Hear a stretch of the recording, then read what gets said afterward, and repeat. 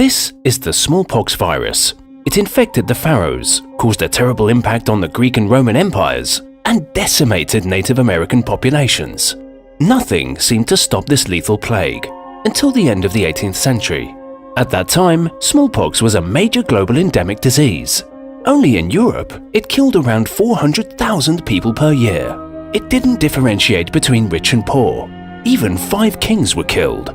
But for some reason, milkmaids and shepherdesses seemed to be immune to the disease. In fact, they were renowned for their beauty because their skins were free of the scars smallpox caused. They were attractive and resistant.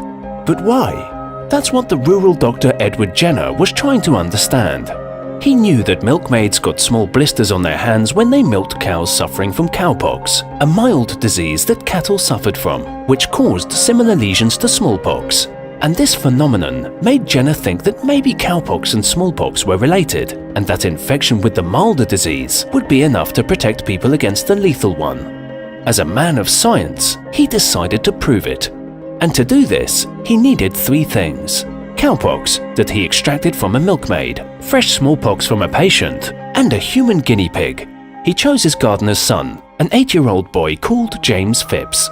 He infected the child with cowpox, waited a couple of months, and injected him with smallpox. And James didn't become ill. He repeated the experiment with other patients with the same results. Jenner was right, even though he didn't fully understand how his remedy worked. The most remarkable thing was that his discoveries were made way before Jacob Henle proposed in 1840 that infectious diseases were caused by germs, a theory demonstrated by Robert Koch.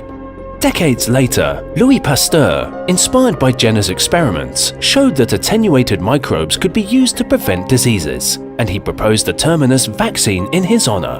Almost 200 years after Jenner's experiments, and thanks to global vaccination campaigns, in 1980, the World Health Organization announced one of humanity's biggest achievements: the complete eradication of smallpox, the most deadly infectious disease in history.